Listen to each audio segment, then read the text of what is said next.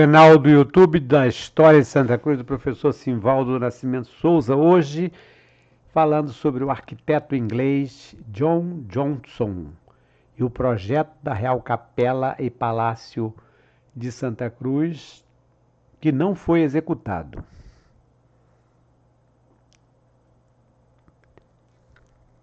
Quem me acompanha aqui pelo canal do YouTube, canal de História de Santa Cruz, já deve ter percebido que eu tenho um grande interesse por alguns temas especificamente. A Ponte dos Jesuítas é um deles, os marcos deixados desde a época colonial até a República, não é? E também a questão da evolução da arquitetura do prédio, que foi construído para servir como convento e residência dos jesuítas. Posteriormente foi reformado, ampliado e adaptado para servir de residência da família real, da realeza, a partir da chegada da família real em 1808, né? Posteriormente já também passou por obras no Império, na República, até chegar a quartel. E a presença dos viajantes europeus, porque esses viajantes deixaram um legado importante. Naquela época não havia, até mesmo a imprensa era muito limitada, não é? Então esses viajantes, quando passam por Santa Cruz, quando passam por Sepetiba, pela Zona Oeste, pelo Rio de Janeiro, pelo Brasil, deixam registros importantes, registros fundamentais. Alguns muito críticos, muito ácidos, né? Outros reclamando, né? Outros enaltecendo a realeza, enfim, tem para todos os gostos, né? E esta fase que eu estou concluindo hoje, eu chamaria de período do ciclo anglófilo, né? Quer dizer, aqueles ligados à época da chegada dos ingleses. E os ingleses, como vocês sabem, quando houve a abertura dos portos brasileiros às nações amigas, a gente lembra lá os nossos professores de história, lá no ensino fundamental, no primário antigo, que falava, os amigos, o principal amigo era a Inglaterra, porque quando Dom João, a família real, vem para o Brasil, todos lembram a história da invasão napoleônica que estava ameaçando e tudo mais. E Dom João vem praticamente escoltado pelos navios ingleses. Então os ingleses deram a proteção, enfim, eram os amigos. Quando Dom João, então, faz a abertura dos portos, quando vem as primeiras leis de comércio no Brasil, elas vão beneficiar prioritariamente, principalmente os ingleses. É por isso que chegam tantos ingleses em várias épocas, principalmente nas 2, 3 primeiras décadas. Eu falei sobre o John Mauer, que era um mineralogista. Ontem fiz aquela apresentação sobre o João Lucoque, que era um comerciante. Mas, há um tempo atrás, falei sobre a Maria Grã, mas a Maria Grã já veio num período bem depois, que já foi em 1823, né? Esses dois vieram na primeira década do século XIX, 1810, 1813, por aí. E agora, de um arquiteto que também era inglês e que veio para o Brasil, veio para o Rio de Janeiro, a fim de trabalhar como arquiteto. Algumas pesquisas que eu fiz diz que ele era pedreiro lá na Inglaterra e veio para cá fazer sua carreira como arquiteto. Não acredito que um pedreiro vai fazer, não querendo desmerecer o pedreiro, porque muitas vezes o pedreiro sabe até mais do que os arquitetos. Na hora da prática, na hora de pegar na colher de pedreiro, então quem vai fazer é o pedreiro. Mas o que eu quero dizer é o seguinte, quando tem essas questões de projetos, geralmente quem faz isso são os engenheiros, os arquitetos. Bom, de qualquer forma, o John Johnson, ele veio para o Brasil e vai ficar responsável também pela reforma do Palácio da Quinta da Boa Vista, lá em São Cristóvão.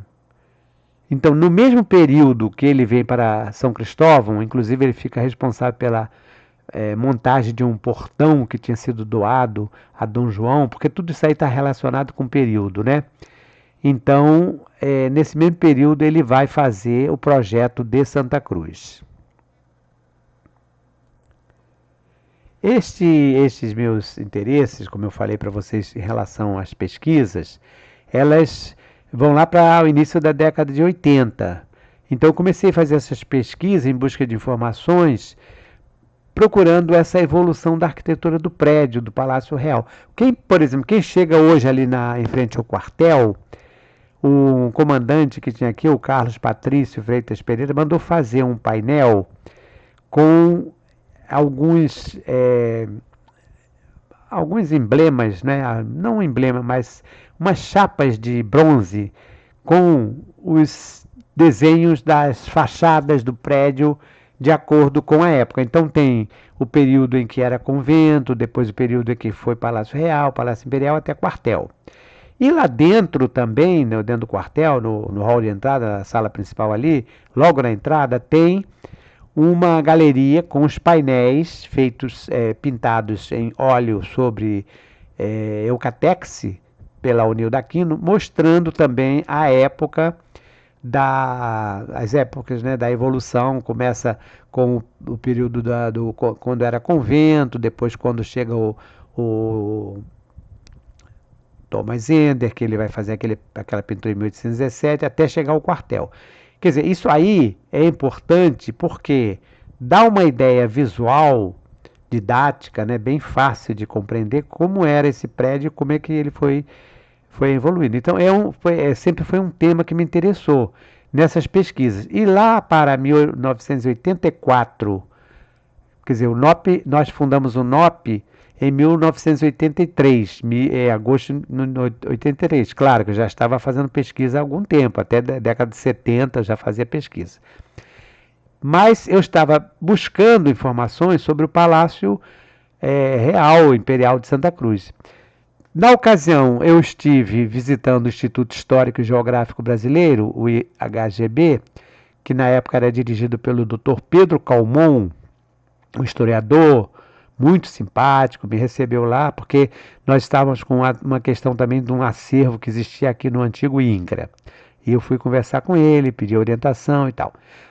Pena que logo nesse mesmo ano, em 85, né, meados do ano, o Dr. Pedro Calmon vem a falecer. Mas o Dr. Pedro Calmon incentivou e eu fui pesquisar na biblioteca do IHGB.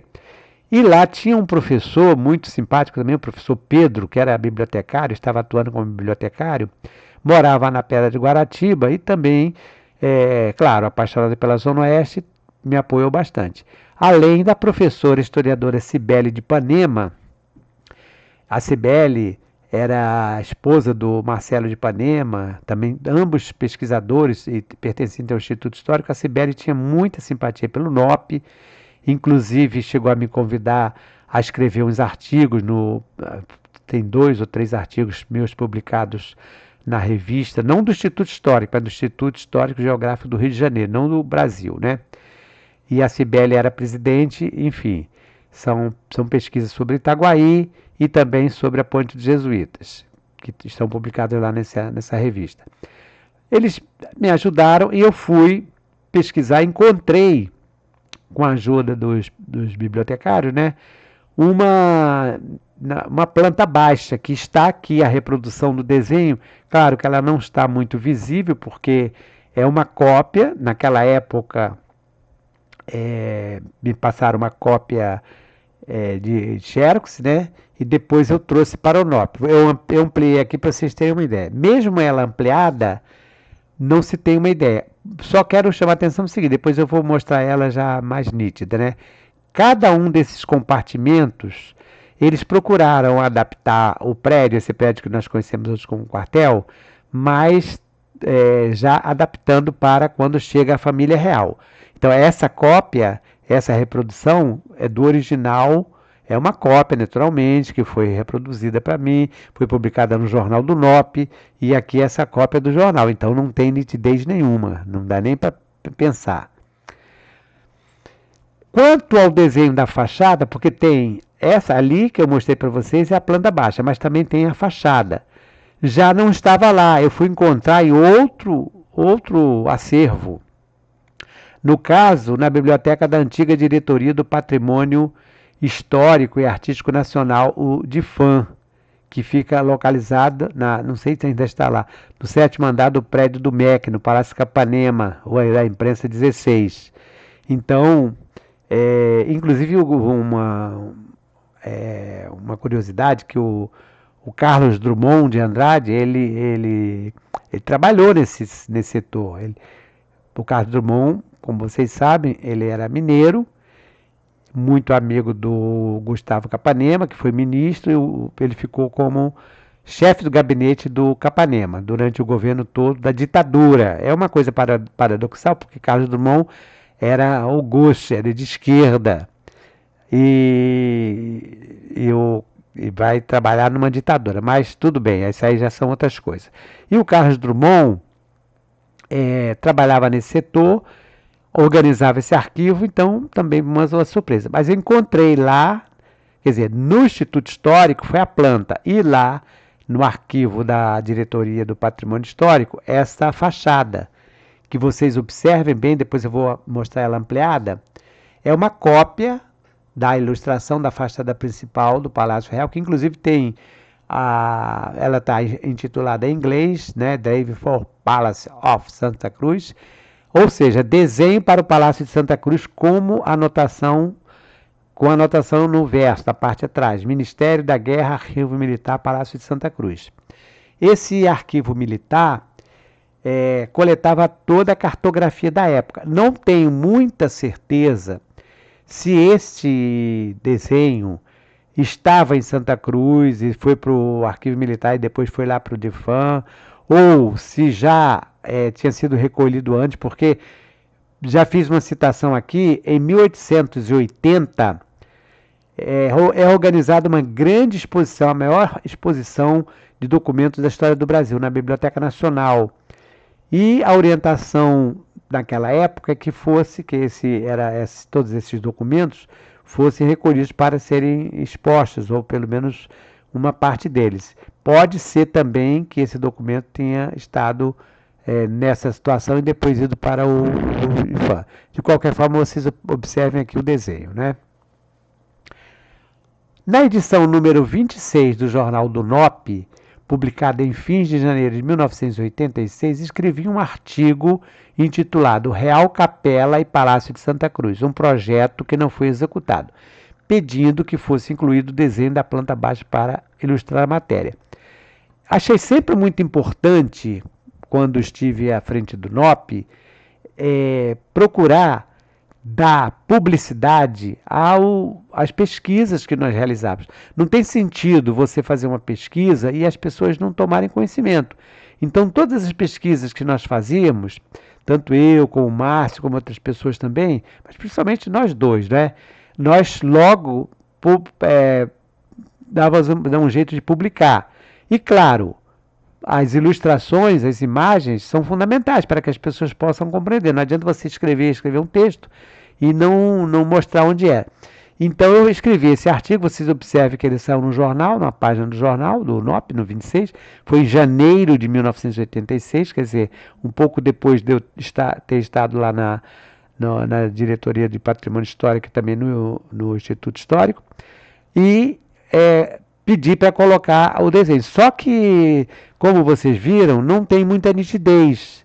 Então, como o desenho original não apresenta muita clareza, embora fosse possível identificar item por item dos compartimentos internos, tanto do Palácio como também da Capela Real, solicitei que o nosso sócio colaborador, Oswaldo Eduardo Lioi, que é arquiteto, além de cenógrafo, artista plástico e atualmente vem se dedicando a produções cinematográficas, que fizesse uma cópia em bico de pena, tomando por base o original do IHGB. Então, o Lioi, sempre muito solícito, muito colaborador e participativo, ele fez esse desenho aqui, que eu vou mostrar para vocês aqui, ele ampliado. Aqui, a partir daquele desenho do Instituto Histórico, que praticamente está ilegível, até porque ele não colocou, pelo desenho anterior, vocês vejam que eles não colocaram as numerações, eles colocaram já manuscrito o que que era. E o Lioi precisa aqui com cada localização exata do que tinha. Por exemplo, número 1, aqui a capela. Aí 2, as torres, torreões. Então vocês vão observando que por aqui ó, nós temos as torres, tem a tribuna dos camaristas, tribuna do príncipe Nosso Senhor, quer dizer, no caso na época como ainda era o príncipe Dom João, ainda era príncipe, né? Nós estamos falando aqui no período anterior a 1816, então deve ter sido 1810 por aí, então era tribuna do príncipe Nosso Senhor. Depois temos aqui varandas, aí tem a corredor, oratório, a referente à capela, né? Guarda-roupa, enfim, todas as principais dependências estão listadas aqui, para que as pessoas possam ficar sabendo onde ficava cada um desses, localização desses compartimentos. Se nós pegarmos esse prédio, esse desenho, e tiver uma planta de hoje, nós vamos ver que, claro, não bate, mas esses pequenos compartimentos laterais, tanto do lado direito, mais próximo da parede do lado direito e mais próximo da parede da esquerda, praticamente não foram mexidos, porque eram as antigas celas, ou seja, os pequenos apartamentos dos jesuítas. E por que eles não foram mexidos? Porque os jesuítas, quando construíram esse prédio, quando construíram o convento, até quem fala isso é um dos arquitetos, o Lúcio Costa, né, que fez estudos sobre a arquitetura jesuítica, que eles, os jesuítas, tiveram uma preocupação de fazer uma obra de arquitetura que durasse 300 anos. E realmente quem chega lá no quartel hoje, entra no quartel ali na porta principal, do lado esquerdo, pode observar, porque um dos comandantes mandou abrir uma parede para que as pessoas possam ter uma ideia de como eles faziam as paredes iniciais, né, do primeiro piso.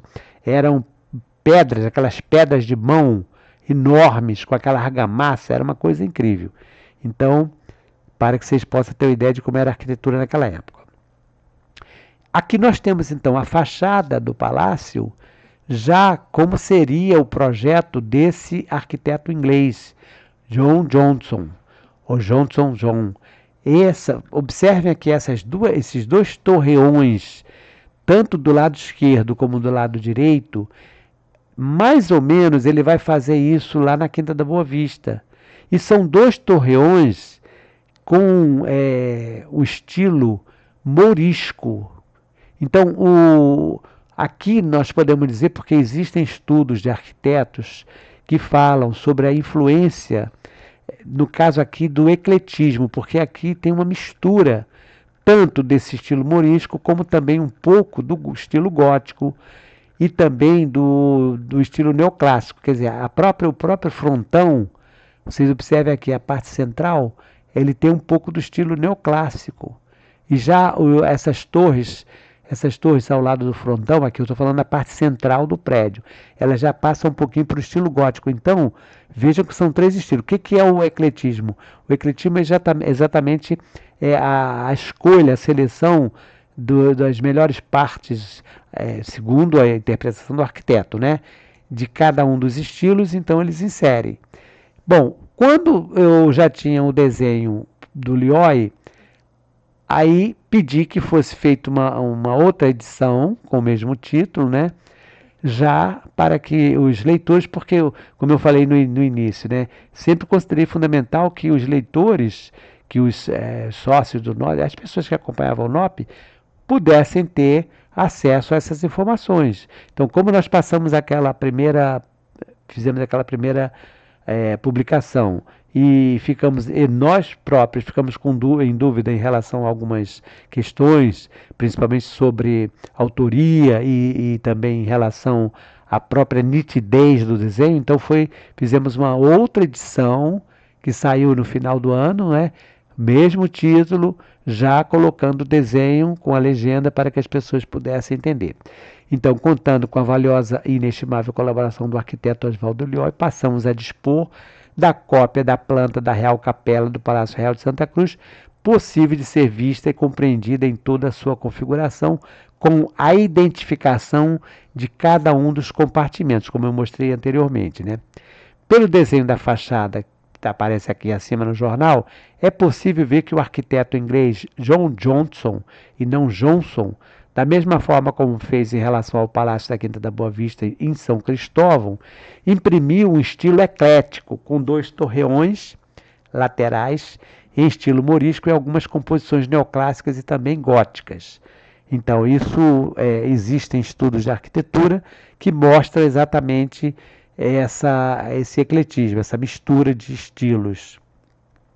Agora, o nome dele é Peter Johnson, John Johnson ou Johnson Johnson. Quem é que esteve em Santa Cruz? Qual deles? Foi o Pedro, foi o João ou foi o Johnson?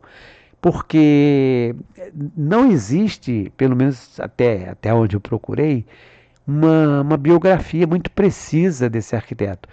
Mesmo com as facilidades hoje que nós temos, né, dos diversos aplicativos, sites de busca, né, uma série que você entra lá e encontra praticamente tudo, fica difícil de localizar uns dados biográficos de alguém com um nome tão comum como Peter ou John, não é? Então fica muito difícil. Então quando você coloca esses nomes, você encontra uma quantidade enorme. Se você já vai limpando, vai colocar arquiteto em inglês, vai diminuindo. Mesmo assim, não é muito fácil. Então, para vocês terem uma ideia, na ficha catalográfica do IHGB, que foi aquela primeira pesquisa que eu citei, lá na 84, início de 85, 84 principalmente, consta na ficha o nome dele como Peter Johnson. Então, você chega lá, se você parar ali, você vai dizer que o arquiteto chamava-se Peter. Mas quando eu fiz a pesquisa, que eu encontrei aquele desenho da fachada, porque o desenho da planta foi no IHGB, mas da fachada já foi no DIFAM, na diretoria, né? O nome que aparece, inclusive citado pelo arquiteto Paulo Santos. Paulo Santos é um arquiteto que todo mundo respeita, porque é uma pessoa de alta credibilidade. Ele refere-se a John Johnson e não a Peter. Então você já tem uma divergência de 2 fontes, 2 informações que todas as duas têm crédito. Quem que vai questionar alguma coisa que vem do IHGB? Quem que vai questionar alguma coisa que vem do DIFAM, do Paulo Santos, né? Então fica difícil. E os pesquisadores que escreveram mais recentemente ensaios sobre a evolução arquitetônica do Palácio da Quinta da Boa Vista, em São Cristóvão, já não informam nem Peter nem John, já falam em Johnson, que foi o responsável pelas intervenções de 1813 lá na Quinta da Boa Vista e também veio, segundo dizem, como pedreiro para fazer a montagem daquele portão neoclássico destinado à residência real em São Cristóvão, que foi um presente do Duque de Northumberland, que foi esse presente foi dado a Dom João VI já era rei, por ocasião do casamento do príncipe, o então príncipe Dom Pedro I, Dom Pedro que seria Dom Pedro I mais tarde, com a dona Leopoldina. Então esse arquiteto não é Peter nem John, é Johnson. Então já é outra pessoa, é Johnson. Esse mesmo arquiteto que fez naquele da Boa Vista, ele, com absoluta certeza, ele teria vindo a Santa Cruz, porque os projetos são muito semelhantes, inclusive as influências moriscas, as torres e tudo mais. Aí, ao contrário das obras de Santa Cruz, as da Quinta da Boa Vista foram executadas sofrendo alterações em 1840. As de Santa Cruz também passaram por mudanças, porque se nós pegarmos a própria iconografia, os próprios desenhos, por isso que é importante estudar essa questão da evolução da arquitetura, porque nós vamos ver que tem mudanças. Por exemplo, tem aquele desenho de 1848, se vocês observarem bem, vocês vão ver que tem duas torres sineiras, né? Vamos mostrar aqui essa aqui, ó. Não, deixa eu mostrar aqui, ó. Olha, duas torres aqui na parte central. o desenho de 1848 é parecido um pouquinho com isso, só que não tem essas duas torres laterais. Eu estou me referindo a essas duas torres na parte central. Só que o desenho de 1848 de Santa Cruz, eu deveria ter colocado aqui para que vocês pudessem fazer uma comparação. As torres são de estilo completamente diferente. Enquanto uma torre, aqui eu estou falando de Santa Cruz, hein? Aqui não, aqui são estilos iguais. Enquanto uma das torres ela tem um estilo gótico, bem gótico mesmo, a outra já tem um estilo mais clássico. Mas aqui, como nós estamos falando desse desenho que não foi executado, para que vocês possam ter uma ideia. Então, quem é que teria vindo a Santa Cruz? Não sei. E o Palácio de Santa Cruz também passou por reformas, como eu falei. Ele vai passar por várias reformas aí. E o único arquiteto inglês dessa época, né? Porque aí vai procurar também, não adianta procurar arquiteto inglês com esse nome nos dias de hoje. Tem que ser alguém que viveu naquela época. Que com esse nome John Johnson, cujo retrato encontramos foi esse aqui. Não sei se foi ele que teve Santa Cruz, mas fica aquela dúvida, quem teria vindo a Santa Cruz. De qualquer forma, um deles veio. Agora, essa questão também de dados biográficos é complicado. Por exemplo, o John Lucock, eu fiz a apresentação ontem, deu mais de 1 hora, mas em momento algum, em pesquisa nenhuma, tem dados biográficos dele, não tem nada. Ele escreveu um livro enorme, com não sei quantas, mais de 300 páginas, e não tem informações biográficas, não existe, não se consegue saber onde ele teria nascido, que ano ele nasceu, não tem, porque poderia ter pelo menos deixado algumas informações. Então fica muito difícil, às vezes, fazer uma pesquisa se você não tem esses dados, ok? Bom, hoje nós estamos aqui encerrando, né? Dia 25 de março de 2025, terça-feira, canal de História de Santa Cruz do YouTube do professor Simvaldo.